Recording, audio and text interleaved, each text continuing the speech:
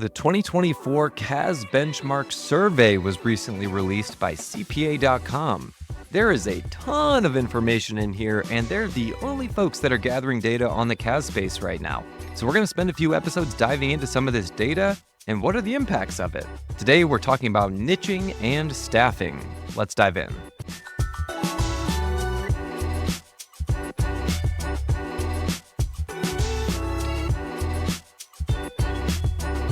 All right, welcome back to another episode of CAS Minute. Today, we're talking about scaling smart data coming from the CAS Benchmark Survey from CPA.com. So today, we're going to talk about how niche specialization and staffing strategies can significantly impact your CAS firm profitability and scalability. This really matters because firms that are seeking growth, they've got to align their focus not only on operational efficiency, but also on niche strategy and staffing in order to maximize revenue potential. In the CAS Benchmark Survey, one of the observations was that firms generating greater than 50% of CAS revenue from niches reported 51% higher median billings per client. However, 29% of firms said that they lacked standardized processes or technology tailored to a niche. So what does that tell us? Niche specialization can boost efficiency and boost revenue, but when you're not tailoring your tech stack to this niche, you can really limit that scalability. So if you can seek out 51% higher median billings per client, why would you not do that? Greater than 50% of CAS firms' revenue from niches report 51% higher median billings. That's telling me that we really need to step into understanding that standardized process on how we tailor technology to our niche. When we're able to do that, you can eliminate operational friction and fully capitalize on the advantage of building a niche. Now, this doesn't have to be a, hey, we only serve vet clinics type niche, but you have to define what your tech strategy is based on core characteristics of the clients that you serve. So maybe it's, here's our technology clients, here's our e-com clients, this is what we do for them. That could really help you lean into a higher median billing category in order to grow your firm. The second thing I want to talk about in the CAS Benchmark Survey is related to staffing.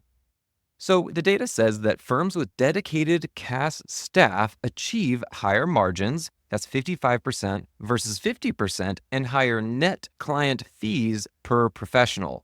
$250,000 versus $156,000.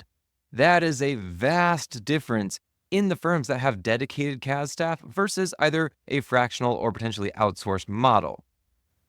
That said, a correlated data point here is that 57% of respondents strongly agree that their CAS staffing is full-time. Okay, so we have a proof point that says dedicated staff achieve higher margins and higher net client fees. However, only 57% strongly agree that CAS staffing should be full-time. So what does that tell us? Part-time staffing, 1099, this may dilute the expertise and the impacts of client trust. So we may be undermining our gains from other efficiencies we're picking up in our firm by taking this disparate approach to staffing. When we look at pairing full-time CAS staffing with process standardization, we can really look to amplify margins further. I think there's a few ways that you can look at that. I mean, on one hand, having that 1099, having that contract workforce can be really helpful to allow you to scale up and down based on client demands. That said, it seems like there may be some degree of appreciation and trust on the client side that prefers that full-time dedicated staff. Now, one thing that you can do in order to help with this is to almost eliminate the perception of contract versus full-time by introducing something like a client email alias that everybody communicates through, thus removing the who from the equation.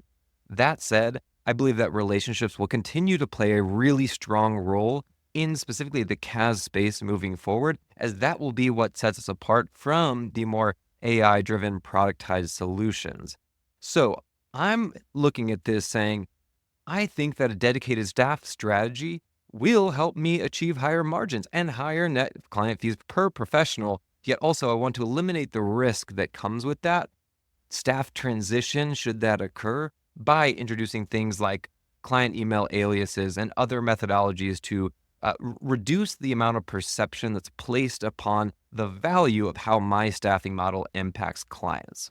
At the end of the day, we just need to highlight that there is synergy. I, again, hate that buzzword, but synergy between focusing on a niche and then a dedicated staffing solution in order to drive sustainable profitability. Those are just two really high-level points from this CAS Benchmark Survey. We're going to go through a few more here in upcoming episodes. Till next time.